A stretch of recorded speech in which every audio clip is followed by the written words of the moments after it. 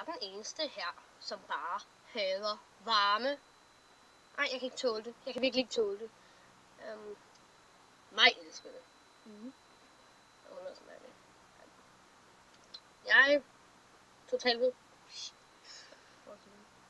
Ja.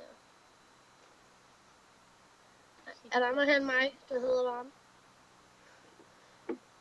Jo, selvfølgelig, jeg havde også vinter, men det er ikke min skyld. Men det er koldt, og sommer er varmt. Jeg kan bedst lige... Og desuden så sommer, de har også biler, og der var en bil, der satte sig der på mig i dag. Der på mig i dag. Mens hun sad og snakkede med sin kæreste.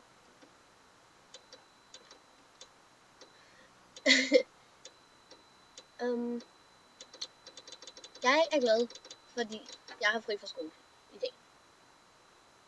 Jeg tror selv også torsdag, det er en helligdag. Der er ikke en hel uge. Jeg har lige været i London.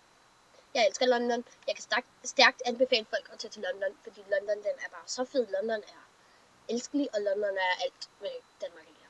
Og mere til. Det er virkelig. Altså som en eller anden kendt mand, han sagde på et tidspunkt.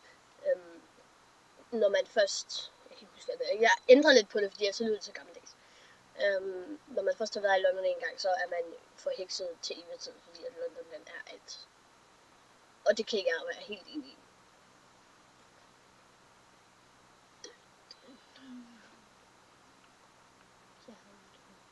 Hvorfor gør du det? Mig, hun skulle til Prag. Du skulle tage til London i stedet for. Jamen, det er med klasse. Okay,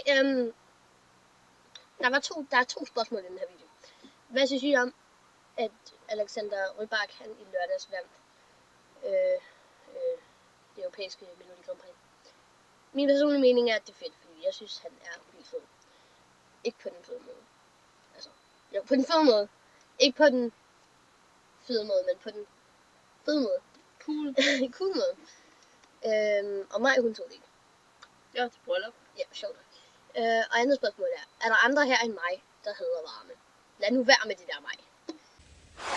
Nein, ich bin nicht schwul.